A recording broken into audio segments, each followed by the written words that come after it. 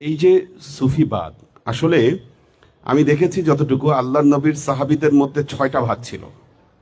প্রথমেই ছিলেন আহলে বাইত, যাদের সম্মান মর্যাদা সবার ঊর্ধ্বে, কোনো সন্দেহ নেই। আরেক দল সাহাবী ছিল, তারা গরিমা মুক্ত, তাদেরকে বলা হতো আহলে সুফা। আল্লাহর নবীর একদম রওজার সাথেই তারা পড়ে থাকতো, আল্লাহর নবীর ঘর ছিল সেখানে।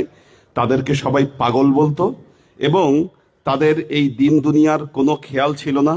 নবীর কাছে যা তাবারক আসতো সেটাই তারা খেত। কখনো কখনো নবীর জুতা মাথায় নিয়ে তারা নাচতো। তাদের গায়ে যে কাপড়, উপরের দিক ঢাকতে গেলে নিচের দিক তারা ঢাকতে পারতো না। নামাজের মধ্যে খিদার কারণে তারা পড়েও যেত অনেক সময়। তখন বাকি সাহাবীরা বলতো এরা তো পাগল। এদের সংখ্যা প্রায় 70 জনের মতো ছিল। কিন্তু আল্লাহর নবীর জীবনের যত গোপন তত্ত্ব, গোপন রহস্য এদের কাছে বলে গেছেন। দুই তিনটা উদাহরণ দিলে, যেমন মুনাফিকদের একটা লিস্ট ছিল। এই মুনাফিকদের লিস্ট আল্লাহর নবী কাউকে বলে নাই, আহলে সুফার সদস্য হুযায়ফা ইবনুল ইয়ামানকে বলে গেছে কারা কারা ছিল মুনাফিক। এই গোপন কথাটা বলে গেছেন। কিন্তু আল্লাহর নবী একবার বাইতুল্লাহর ভেতরে প্রবেশ করেছেন, সব সাহাবীরা সেখানে আছে, কাউকে নিলেন না, হযরত বেলালকে নিয়ে বাইতুল্লাহর ভেতরে ঢুকে গেলেন। সবাই উৎকণ্ঠায় দাঁড়িয়ে আছেন, কি করেন আল্লাহর নবী। যখন বের হয়ে আসলেন সবাই ঘিরে ধরলেন, কি করেছিল বাইতুল্লাহর মধ্যে আল্লাহর নবী। হযরত বেলালও উত্তর দিলেন না, শুধু বললেন 2 রাকাত নামাজ পড়েছে, এতটুকু বলে সবাইকে শান্ত করে দিলেন। তার মানে এমন কোন রহস্য তার ভেতরে বলেছেন যেটা কারো কাছে আর হযরত বেলাল পরবর্তীতে প্রকাশ করেননি। এবং এই আহলে সুফার সদস্য হযরত আবী হুরায়রা রাদিয়াল্লাহু তাআলা আনহু, আল্লাহর নবীর ইন্তেকালের পর তিনি বলেছেন, আমি আল্লাহর নবীর কাছ থেকে এমন কিছু গোপন রহস্য জানি, যদি আমি সেগুলোকে তোমাদের কাছে আমি উন্মুক্ত করি তোমরা আমার কণ্ঠনালী কেটে ফেলবে। উনি বলেছেন হযরত বেলাল, হযরত আবী হুরায়রা রাদিয়াল্লাহু তাআলা আনহু, এনারা সবাই আহলে সুফার সদস্য ছিলেন।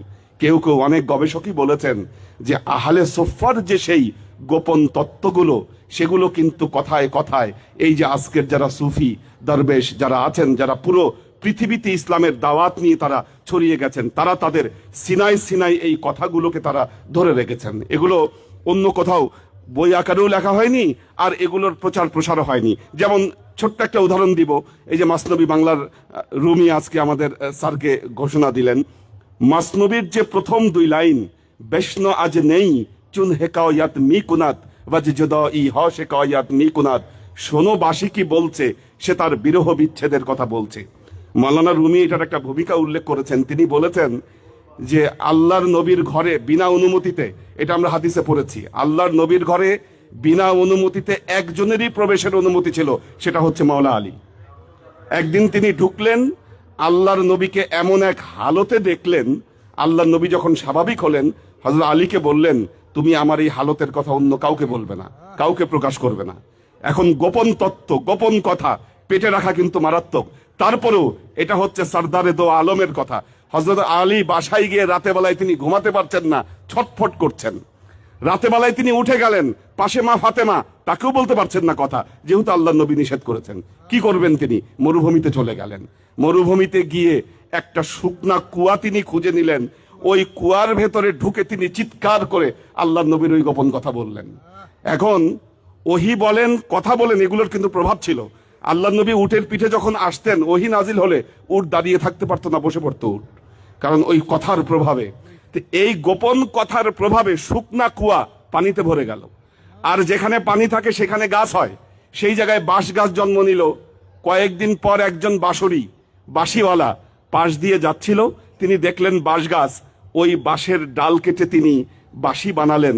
যখনই তিনি বাঁশিতে ফুৎকার দিলেন, ওই গোপন কথাগুলো বাঁশি বলতে শুরু করলো। ঠিক আছে, মাওলানা রুমি বলছেন আমার মাসনবী হলো আল্লাহর নবীর এই গোপন তত্ত্বের বয়ান।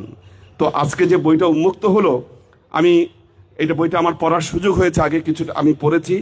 অত্যন্ত গুরুত্বপূর্ণ মারেফতের তত্ত্বাবলী এখানে দেয়া আছে। এবং আমার কাছে সবচেয়ে অবাক লেগেছে একটা জিনিস, যে একটা অধ্যায় এখানে আমি বলবো, একটু সময় নিচ্ছি, এটা বলি শেষ করবো আমি ইনশাল্লাহ। তো এই যে সুরেশিয়া তরিকার হাকিকি কালেমা, নামাজ, রোজা ও হজ জাকাত। মজার ব্যাপার হলো খাজা মঈনুদ্দিন চিশতি রহমতুল্লাহ আলাই, আমি ওনার উপর পিএইচডি করেছি। খাজা মঈনুদ্দিন চিশতি রহমতুল্লাহ আলাই তিনি খাজা বখতিয়ার কুতুবউদ্দিন বখতিয়ার কাকির কাছে একটা চিঠি লিখেছিলেন। এবং এই চিঠিটা এই চিঠিটার কপি আমি পেয়েছি ব্রিটিশ মিউজিয়ামে, মানে আমাদের এখানে আমরা সংগ্রহ করতে পারি নাই, এটা চলে গেছে ব্রিটিশ মিউজিয়ামে। ব্রিটিশ মিউজিয়ামে ওরা সংগ্রহ করে রেখেছে, ওখানে আমাকে ওদেরকে টাকা দিয়ে তারপরে এটা মাইক্রোফিল্ম করে ওখান থেকে নিয়ে আসতে হয়েছে ব্রিটিশ মিউজিয়াম থেকে। এবং মজার ব্যাপার হলো ওই চিঠিতে খাজা মঈনুদ্দিন চিশতি বখতিয়ার কাকির কাছে যে কথাগুলো লিখেছিলেন সেটাই হলো এই তরিকার যে কালেমার হাকিকত কি, নামাজের হাকিকত কি, রোজার হাকিকত কি। আমরা শরীয়তের দৃষ্টিতে এগুলো একভাবে বর্ণনা করি, আসলে হাকিকি দৃষ্টিতে প্রত্যেকটার একটা দর্শন আছে, একটা ফিলোসফি আছে। এই ফিলোসফি কিন্তু ওই চিঠিতে বর্ণনা করা আছে। আমাদের বেলাল নুরি তিনি কিন্তু ওনার বইয়ের ভেতরে এই তথ্যগুলো নিয়ে এসেছেন। তার মানে আমরা আমাদের হয়তো কথায়, ওয়াজে, মাহফিলে, আজকে দেখবেন বাংলাদেশে কত ওয়াজ, প্রতিদিন রাতে 20,000 মাহফিল হয় বাংলাদেশে, কিন্তু এই যে তত্ত্বগুলো যার দ্বারা মানুষ হওয়া যাবে, এই তত্ত্বগুলো কিন্তু আমাদের ভেতর থেকে হারিয়ে গেছে। এই জন্য সবাইকে অনুরোধ করব বইটি পড়বেন, অত্যন্ত গুরুত্বপূর্ণ তথ্য বইগুলোতে আছে। তো এই বলে আমি আমার বক্তব্য শেষ করছি। আসসালামু আলাইকুম ওয়া রাহমাতুল্লাহি ওয়া বারাকাতুহু।